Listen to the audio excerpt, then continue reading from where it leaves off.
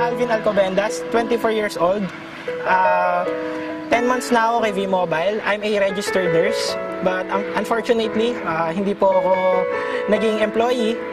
Naging volunteer nurse po ako for around 1 year din po. Pero hindi po talaga sinuwerte.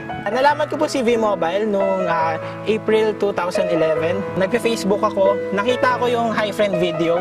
Kinontak ko kung sino yung nakapangalan doon sa video. Nagkataon si Mr. Ramil Aznar, yung team leader namin. Pero wala pa akong budget noon kasi umaasa ako sa parents ko na binibigyan lang ako ng allowance. Nagkataon nung May 10, 2011, nagkaroon ako ng pera noon, binigyan na ako ng allowance. From Batangas, pupunta ako ng Ortigas sa main office ng V-Mobile at minute ko doon si Mr. Ramil Aznar. Pinakita niya sa akin yung business. Siyempre, may pera na ako, kaya nag-register na rin ako. Nung umpisa, wala talaga akong duda kasi nung nakita ko, marami namang paraan para kumita. The same time, pag business, 4,000, talagang maliit na kapital. Yung buhay ko before V-Mobile, sobrang normal lang. Talagang everyday commute lang kasi wala akong sariling sasakyan. Talagang allowance ko sa parents ko pa hinihingi. Registered nurse na ako, pero sa magulang ko pa rin ako dumidepende.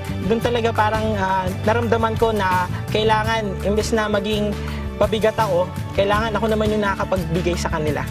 Nakuha ko yung first check ko noong June 2011. So, 1 month na ako noon sa V-Mobile. Nung una kong nakita yun, talagang masaya ako kasi hindi pala talaga scam to si V-Mobile. Totoo pala to kasi mismo nung pinapalitan ko yung cheque, pera talaga yung hawak ko. Kaya masaya ako nun.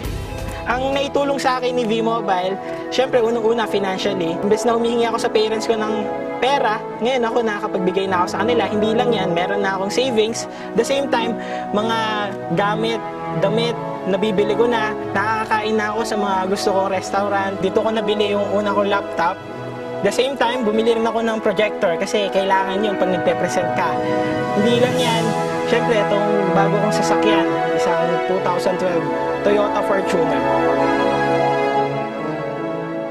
Naabot ko yung first 1 million ko after 9 months. Talagang hindi ako makapaniwala.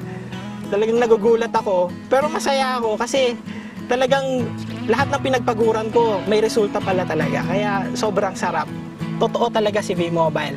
Kahit kami dati iniisip namin na scam to. Kasi ganun talaga mga Pilipino. To see is to believe. Nung nakita ko na may pera pala talaga dito kay V-Mobile, doon ako naniwala na totoo pala si V-Mobile. Pagpatuloy nyo lang kung ano yung nasimulan nyo.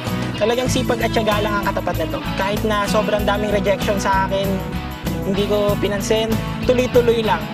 The same time, yung pagiging matulungin nyo, gawin yung bukal sa loob nyo. Kasi kasunod nun, habang tumutulong ka, kumikita ka na rin dito sa V-Mobile.